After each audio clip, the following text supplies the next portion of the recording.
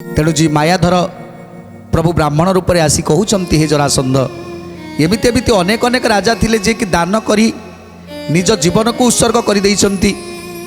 हेले तुम पाखे कौन से शक्ति अच्छी तुम एमती दान दे पारिबो आमे जहाँ मागिबू तुम कौन ता दे पारिबो?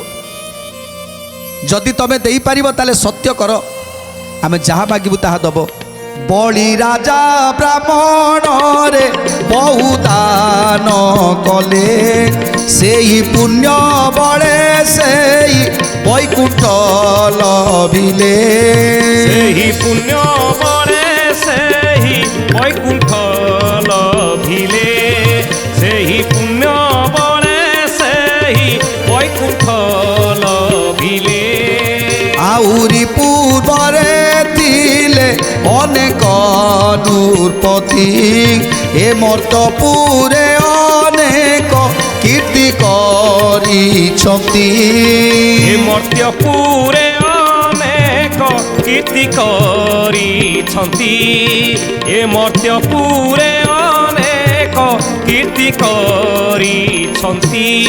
ए शरीर प्राण तोर अछि एही क्षणी केते बेले चली जीव किए अछि जानी जेते बेले जाए प्राण थाए जीवन रे तेते बेले जाए नाना धर्म करी पारे तेते बेले जाए नाना धर्म करी पारे तेते बेले जाए नाना धर्म करी पारे।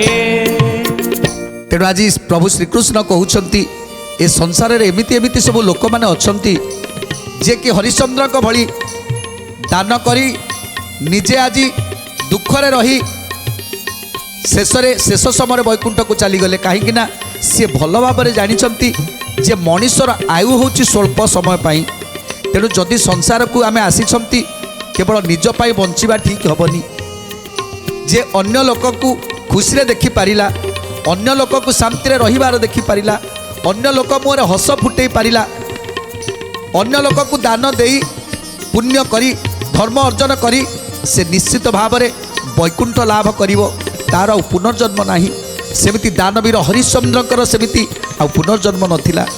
सेमिति बलि राजा मध्य चिंता करुथिले एते बड़ राजा सी तो चाहिथिले निजे खुशी रे अयस रे रहिबा पाई विलास व्यसन रे रहिबा पाई चिंता करिथांते किंतु नाही से दान देबा को भल पाउथिले जे से जानिथिले जे दान बलरे मनीष पुण्य अर्जन करे एमिति धन अर्जन करे ताठारु धन ए संसार रे कोठी नाही। तेणु दबा लोक जो माने दान करुथांती सदा सर्वदा तांकर पाप गुड़िक सब क्षय हे हिका जाउथाए। आउ गोटे गरुड़ पुराण रे गोटे सुंदर कथा अछि जो माने दान पुण्य करिथांती सेमाने नरकरु मध्य पारि हे जाइथांती। मला परे जो बैतरणी नदी पार हवा को पड़े से बैतरणी नदी मध्य पार हो जाती गोटे डंगा आसे से डंगारे बसी पार हो जाती।